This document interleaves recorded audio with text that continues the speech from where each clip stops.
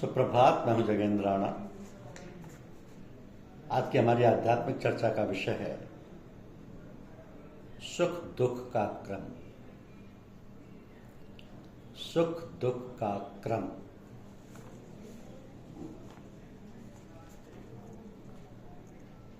सच्चे मित्रों के निर्मल प्रेम में हमें अदृश्य ईश्वर की आंशिक झलक प्राप्त होती है, किंतु एक सच्चे गुरु में ईश्वर पूर्ण रूपेण अभिव्यक्त हो जाते हैं।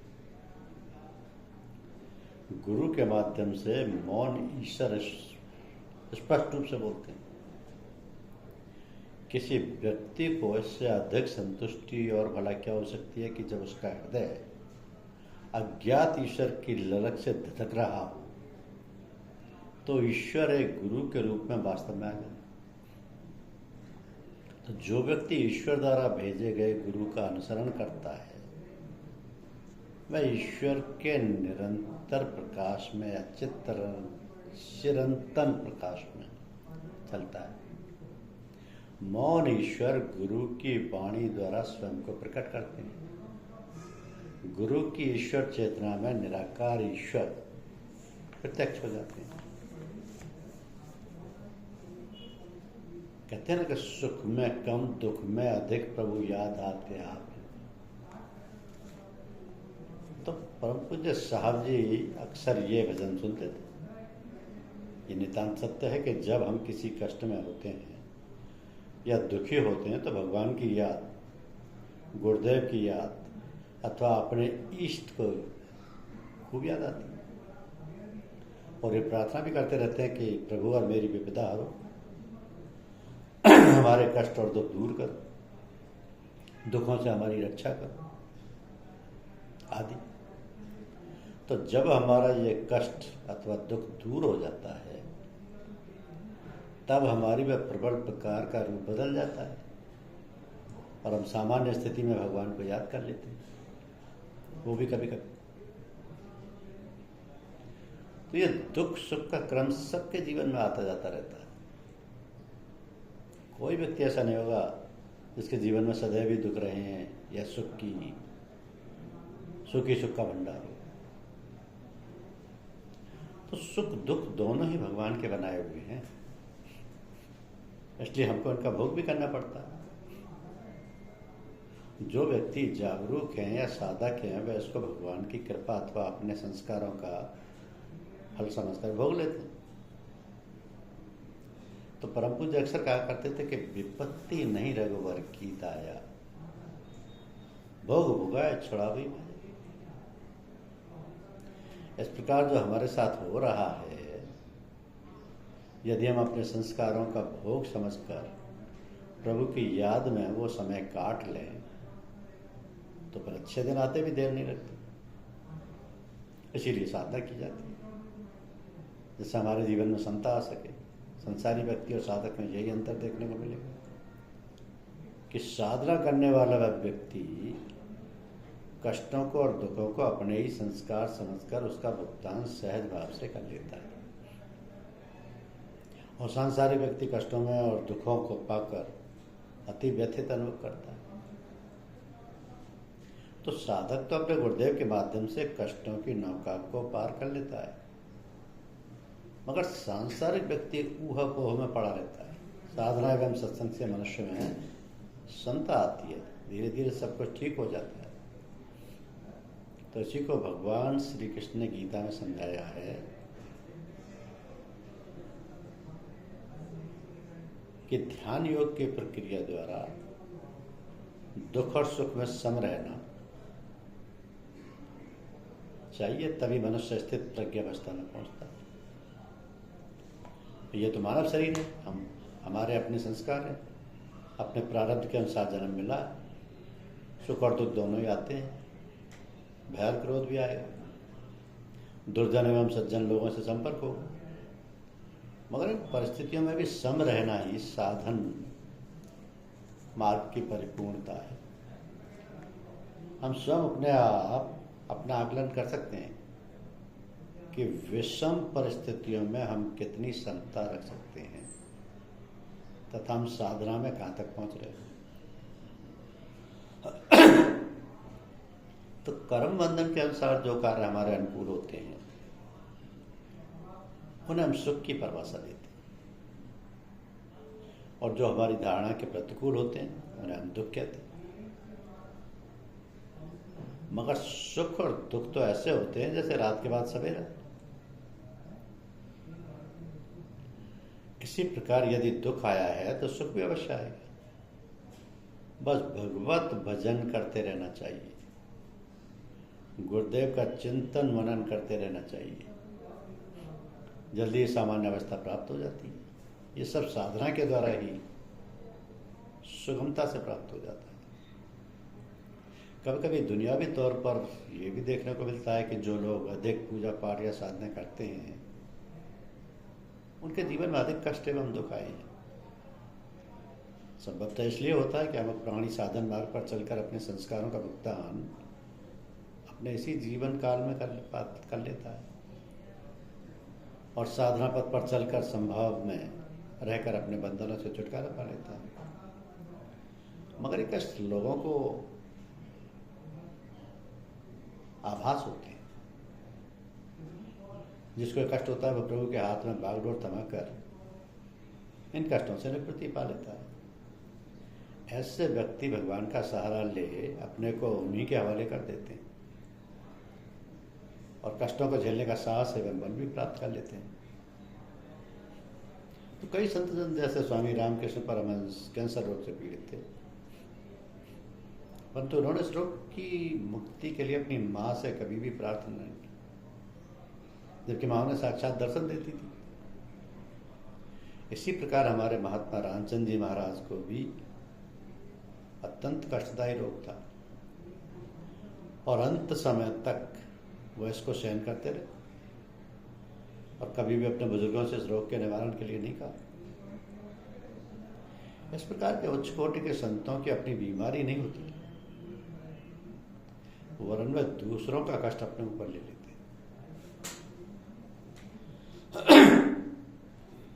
साहब जी ने अनेक बार अपने शरणागतों के कष्टों को अपने ऊपर लेकर स्वयं भोगा है। इस बात का अनुभव सत्संग समाज के तमाम साधकों को है। दुख और कष्टों में प्रगाढ़ता अधिक हो जाती है। तभी तो भगवान श्री कृष्ण जब द्वारका जाने लगे तो उनकी बुआ कुंती ने कहा कि भगवान हमको कष्ट देते जाओ ताकि हम निरंतर तुम्हारी याद करते रहें और तुम्हारी समीपता हम पर बनी रहे। जब समीपता हो अपने गुरुदेव की तो फिर कैसा कष्ट। मगर कोई भी पिता अपनी संतान को कष्ट नहीं देता और ना ही दुखी देखना चाहता है। तो गुरुदेव तो परमपिता परमेश्वर का रूप है,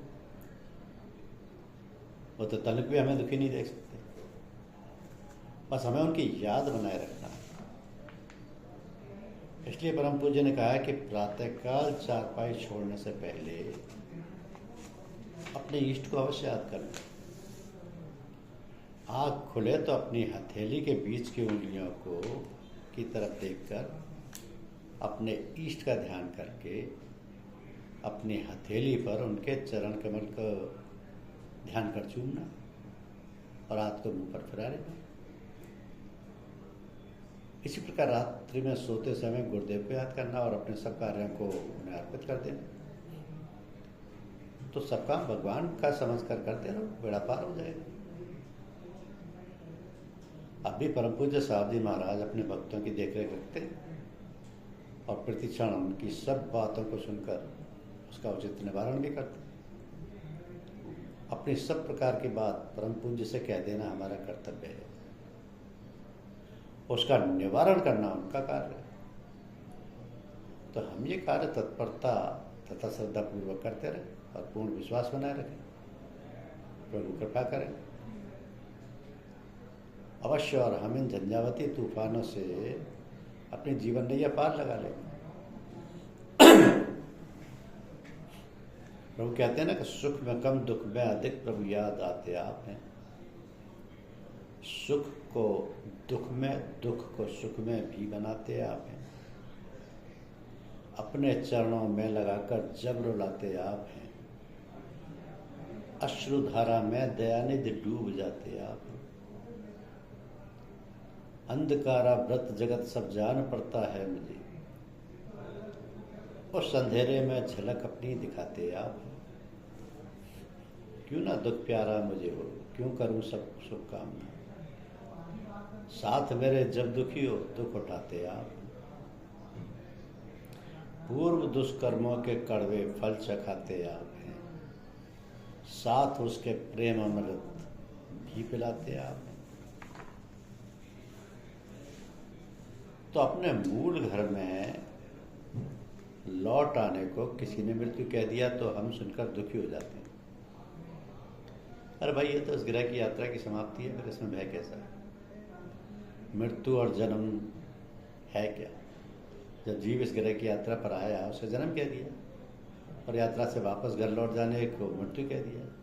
जैसे यात्रा समाप्ति पर घर आने की एक सहज इच्छा होती है, कब यात्रा पूरी होगी, कब मैं अपने घर परिवारजनों से मिलूंगा। रेलगाड़ी के यात्रियों से बड़े संबंध फीके पड़ जाते हैं, अपनों की याद आने लगती है। उसी अवस्था के विषय में परम पूज्य साहब जी ने लिखा कि जिस मृत्यु में हम सभी भयभीत रहते हैं, जिस मृत्यु से हम सभी भयभीत रहते हैं, उसी मृत्यु की प्रतीक्षा में सभी संत जनों की टकटकी लगी रहती है कि कब मेरी मृत्यु आए और कब मैं अपने घर पहुंचूं। आप ये भी जानते हैं कि यात्रा समाप्ति से पहले जो यात्री अपना सामान समेट लेते हैं और उतरने के लिए दरवाजे पर आ जाते हैं, वे आराम से उतर जाते हैं। लेकिन जो अपना सामान नहीं समेटते, उतरने की जल्दी में सामान भी छूट जाता है और परेशानी भी भुगतनी पड़ती है।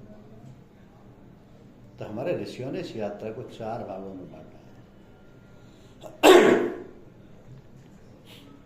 ब्रह्मचर्य, पूर्ण संयम, मन लगाकर अपनी यात्रा की तैयार करें। गृहस्थ, जहां आप अपने को फैलाएं, विस्तार में आए, ट्रेन में अपनी बर्थ पर सामान फैलाएं। वानप्रस्थ, अपने को समेटें, उतरने का समय आ रहा है। अपनी ममता के संपर्क सूत्र बटोरने लगे। और संन्यास, उतरने की पूर्ण तैयारी। सारा सामान देख लिया, सभी यात्रियों से विदा ले ली, दरवाजे पर तैयार खड़े हैं अपनों से मिलने की उत्कंठा से। मुख पर प्रसन्नता है, मृत्यु का बिल्कुल भय नहीं। और पूज्य साहब जी कहा करते थे कि एक व्यक्ति बाजार गया, अनेक दुकानों पर भाव ही पूछता रहा। दूसरा गया, उसने पहले सामान ले लिया, अब दोनों ही अपने घर लौट रहे। किंतु एक दुखी है कि सामान नहीं खरीद पाया, घर वालों से क्या कहूँगा। जबकि दूसरा व्यक्ति प्रसन्नता से घर आ रहा है कि सामान सब खरीद लिया, संसार एक हाट है, अधिक भाव ताप मत करो, शीघ्रता करो, समय कम है, सामान खरीद लो, हाट उठ जाए। आपने विदेश यात्रा पर जाते हैं तो जाते समय उस देश में कस्टम बारे जांच करते हैं। आपके सामान का एक्सरे होता है, लौटते समय चेक करते हैं। यदि आपत्तिजनक सामान है तो उसका दंड सहना पड़ता है। अपने देश में आप प्रवेश नहीं कर सकते। राजा त्रिशंकु ऐसी आपत्तिजनक सामान की वजह से अपने देश में प्रवेश नहीं कर सका, उसे वहीं व्यवस्थापकों ने नीचे ढकेल दिया, जो अभी तक उल्टे लटक कर सजा भोग रहे हैं। राजा परीक्षित को एक समर्थ गुरु सुखदेव मिल गए, उनका मृत्यु का भय हटा दिया, बड़ी प्रसन्नता से अपने घर चले गए। तो आवश्यक है कि कोई समर्थ गुरु मिल जाए। ये जगत तो एक नाट्यशाला है, अनेक पर्दे लगे हैं, इन्हीं पर्दों पर सभी अभिनय कर रहे हैं। एक पर्दे पर मैं किसी का पति हूँ तो पति का अभिनय कर रहा हूँ, किसी पर्दे पर भाई, किसी पर्दे पर पिता, किसी पर्दे पर किसी का पुत्र होने का अभिनय कर रहा हूँ, किसी पर्दे पर डॉक्टर हूँ, व्यापारी हूँ, राजा हूँ, रंक हूँ, पत्नी, बहन, माँ, तमाम संबंधों का जैसा अभिनय हमें मिला है कर रहे हैं। किसी पर्दे पर मेरा जन्म हो रहा है, किसी पर्दे पर मेरी मृत्यु का अभिनय कर रहा हूँ। आखिर इतने सब सारे अभिनय करने वाला मैं कौन हूँ? इतने अभिनेताओं के बीच में मैं अपने को भूल गया। मैं क्या हूँ, मैं कौन हूँ, मैं कहाँ से आया, यहाँ आने का मेरा कारण क्या है? ये सारे प्रश्न मेरे अंतर में उठते हैं। इनके विषय में मारम मंथन भी करता हूँ, विद्वानों के प्रवचनों में भी सुनता हूँ, ग्रंथों में भी पढ़ता हूँ, लेकिन प्रश्न उठना आज तक नहीं रुका, समाधान आज तक नहीं रुका।